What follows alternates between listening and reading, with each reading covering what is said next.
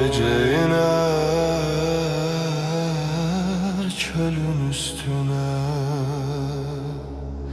sessizlik iner kumlara. Uzakta gümüş bir ışık, Türkmen ayı doğar ufuklara.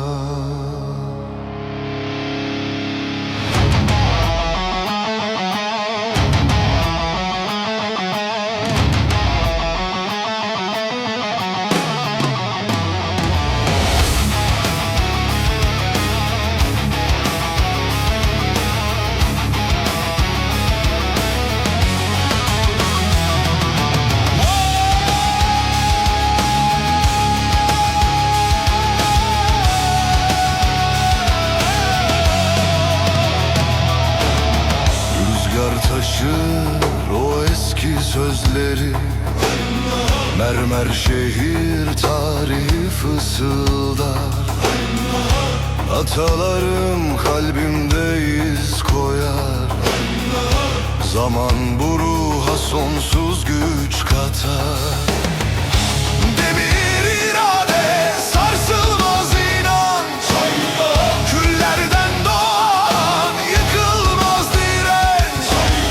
Toprak kadimdir, gökler sonsuzdur, adımız ufukta ebedi güç.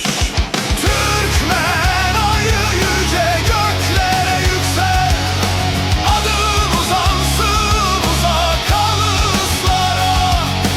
Nurun yayılsın dört bir yana, karanlığı aydınlat gücünle.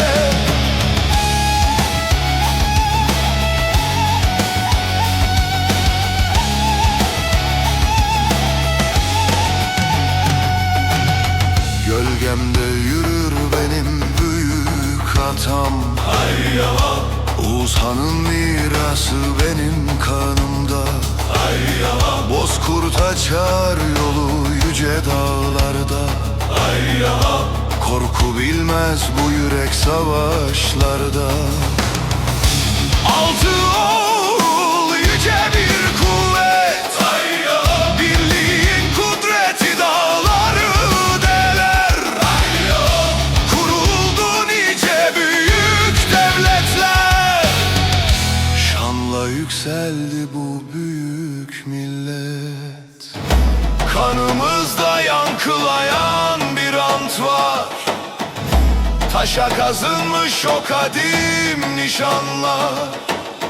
Allah şahittir bu sarsılmaz yola, yürürüz daima kutlu davayla. Türkmen ayı yüce göklere yüksel, adın uzansın uzak alıslara. Nurun yayılsın dört bir yana, karanlığı aydınlat gücünle. Gece geçer ama ay kalır.